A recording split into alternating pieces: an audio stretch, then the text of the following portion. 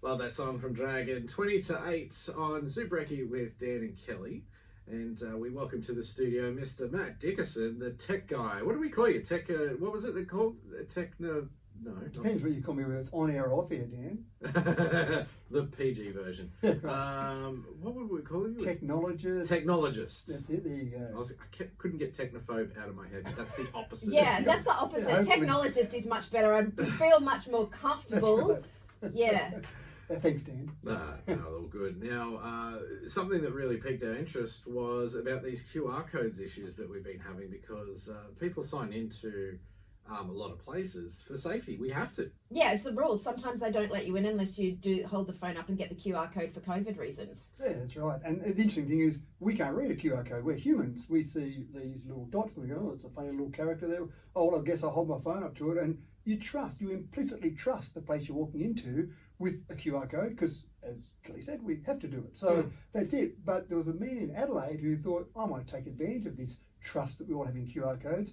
So he went around to a bunch of cafes and restaurants and various hospitality venues and stuck his own QR code over the top. So when you walk along with your phone, oh, I'm going to scan in, I'm going to go have a cup of coffee, he scanned, or people would scan in, and it would take you to his site. He just happened to have an anti-vax site. So he thought, all those people scanned along, went, oh, gee, that's interesting, this cafe is promoting anti-vax, or maybe it's a government anti-vax. I'll have a bit of a read of that, not knowing that this was some scammer that was going and sticking QR codes over QR codes. So the interesting part here is that we just don't know what we're scanning in when we scan a QR code. So you actually have to apply some common sense to the process. So is that illegal? It sounds illegal to me, but is it? Can you get fined for that? Yeah, this man is subject to potentially a $10,000 fine, maybe a little bit of jail time. Depends how bad and how many he did, I suppose. But yeah, it is actually illegal to go and chuck QR codes over the top of QR codes. In particular, there are specific laws that have been created around COVID-19, as you can imagine. So yeah, this guy was doing something illegal, but it still means that you've just got to be careful what you do scan because there is so much information that can be contained.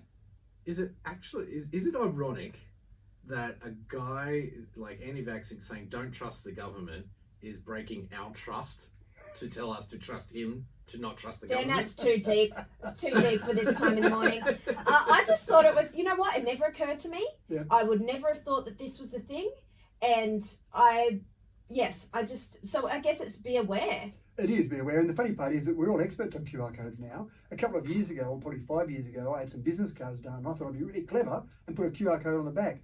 And the sum total of people who scanned them before COVID-19 came along was about 1. It was me. I don't think anyone understood. But now, we all know QR codes, but you just don't know what's contained within them. So yeah, look, be alert, be aware. So that's how we keep ourselves safe, is just check what website it's going to. When you scan it, yeah, just have a bit of a look. Does that make sense that I'm going to a cafe and that would take me to an anti-vax site? Maybe not. I might just check this out a bit more. Oh, look, it's a sticker over the top of another sticker. Yeah, exactly.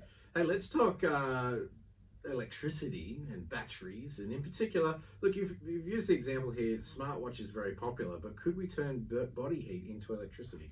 We can turn body heat into electricity. There's some really cool things called a TEG, a thermoelectric generator. And what it relies on is a difference in temperature between one side of the components and the other side. So that's fine. They use these in various industries. Some inventors or creators have actually created a unit that wraps around your wrist. And it relies on the fact that our body is fairly warm and the outside temperature is normally cooler. The difference in that temperature is enough at the moment to be able to power just a small LED. Now that's the first iteration of this.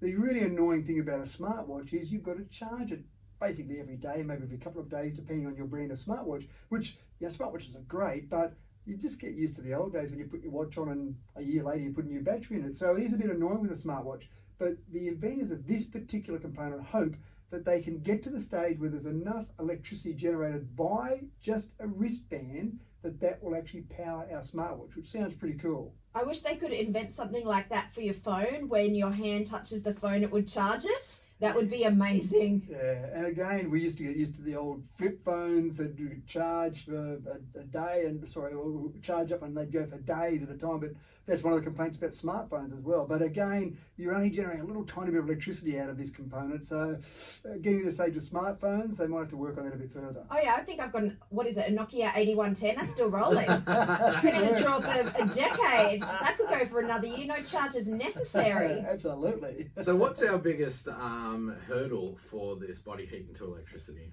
I think it's surface area. So I think when we get to that point of maybe being able to generate enough electricity for a smartwatch, it'll probably be maybe 10 inches wide, no, probably not that wide, but it'll probably be maybe 20, 25 millimeters, 30 millimeters wide. So it'll start to get wider. At the moment, the actual wristband is only fairly thin, and they're using that in their experiments, but getting it wider just to get more surface area, more differential in heat between the outside and the inside.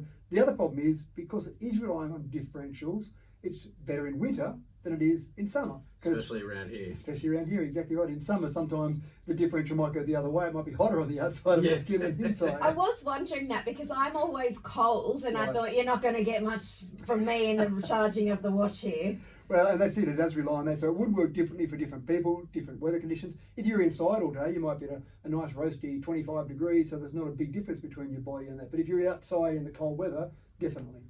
Hey Matt, do you mind sticking around? We want to talk about smart glass. We'll get to a little bit more Dubbo's best music, and Yeah, then sure. we'll find out the next glass being smart. Oh, everything's smart now. Well, I hope it's not watching me.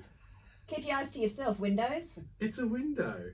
At least they're not. Oh, look, that could open up a whole nother kettle of fish. Keep that up next, and then we'll talk more tech with Matt Dickerson. Almost 8 o'clock, and Matthew Dickerson, our technologist of Dubbo, has gleefully states so we could talk about some smart glass. What is smart glass? It does seem, Dan, that every time someone comes up with some idea, they throw the word smart in front of it, and there you go, look at this, we've got a smart invention. But this one does seem pretty cool. You'd be familiar with double glazing. You've got it in the studio here to keep sound out, your sound in and other sounds out. Yeah. So double glazing's been used for many years to insulate, because you've got that gap of air in between the two sheets of glass, and then that makes it hard for the temperature from outside to come inside. This is really double glazed windows on absolute steroids. What some inventors or researchers have done is they've put a bunch of micro mirrors in between the two sheets of glass, and they're all sitting there and they're automated. And what they do is they look for light on the outside and actually have some sensors inside the building, so that, for example, if it's really hot outside, they'll turn those mirrors around a little bit and just bounce that light off the mirror, or it effectively becomes a mirror, off the glass, rather than all that heat coming inside. The idea is to save on energy bills. They're estimating at this stage a 35% saving on energy bill in summer, because you can bounce a lot of that out. But you could do that normally with a window, but then in winter, you want the heat coming in because you've got to heat the building. So then these mirrors change around, and then it lets all the heat from outside come in. So again, keeping that saving on energy bill. And it goes a step further. If you've got people in the building, say for example in winter when you want the sun coming in, it will actually change where it directs that light, so it's not shining straight into your eyes, it shines it around the room rather than directly in the middle of the room. Very clever. Not available yet. A lot of these things that we talk about, Dan, are things that are coming tomorrow, the things that people have just created and they've got to put them into production. But at this stage, the testing shows this is just a fantastic version of smart glass. So if I walked into a building with this smart glass, is it just a normal window? Would I even know? Does it look regular, or does it look different, more shinier, reflective? Now, the only way you'd know about it is you might walk in the middle of summer and go, oh gee, it's not that bright outside, because the actual glass will be doing its job in directing a lot of that light away. It still lets light come in, so you can still see through it, but it's actually directing that light away. So you go, wow, that's pretty interesting. It's not, I thought it was brighter than that outside. Yeah, so it's sort of reactive. Reactive, that's right. And then the other thing is, this sounds amazing, but am I going to be putting one in my house, or is it just for big, shiny, tall office buildings? Who is going to be buying this? It sounds expensive. Yeah, that's right. The first iteration would be for large office blocks, for skyscrapers, because their energy bill is incredible. What will happen though with any of these things, when they're created for one market, it slowly filters down to other markets. So yes, I'm thinking 5 years time, when you're building a house, you'll say, I can put normal glass in, or double glazed if I really want, or maybe I can put that smart glass in. It will be a little bit dearer, but then when you start breaking down the savings in energy, you go, wow, that sounds pretty cool. Is this going to go towards the whole green initiative as well? If we're not using energy to cool or heat the house, well, hey, we're not creating carbon emissions. That's exactly right. And that's where these researchers are talking about. They're really trying to say, what can we do in a passive way to help with the CO2 generation that we have in this planet? So if you could imagine, and again, it's not going to happen tomorrow because you're not going to replace every bit of glass on the planet tomorrow, but a 35% saving in energy, in heating and cooling bills, that would just be an incredible saving. We're talking about that. Is there any move to, like, this is about basically saving energy bills, right, in Correct. big buildings? Is there any move to making it like a battery? So having it on the other side where you can sell energy back to the grid? Like we have solar panels on our roof. Are there going to be buildings at one point that are giant solar panel batteries selling energy back as well as paying for themselves? Yeah, look, a topic I did some research for probably 3 months ago now actually had glass on the side of buildings that were solar panels. Yes. So a little bit different, but it was normal transparent glass, so it couldn't change its properties like this smart glass can, but it was actually just generating power. Now again, there's not enough surface area. Take a typical skyscraper, there's not enough surface area on that with the side the sun's on, so it's mainly going to be on the north side in this hemisphere, obviously, the sun generation. So all of that surface area of that building in an area where there's other large buildings, then you're probably not going to get enough generation of power. But it will reduce the bill, but I just don't see it generating enough to actually then put it back into the grid. So you've got a YouTube channel with all this information and other cool tech stuff going on? Yeah, look, I put up this interview that we're doing now, Dan, so YouTube, Facebook, all the normal social media channels, so people can go back and watch the three of us over and over and over. People, what do they search, mate? Oh, they just look for Matthew Dickerson. There you go. Search Simple. Matthew Dickerson on YouTube and you get all of this and a whole bunch more. Thanks very much for your time, mate. Thanks, Dan. Thanks, Matt. Thanks, Kelly.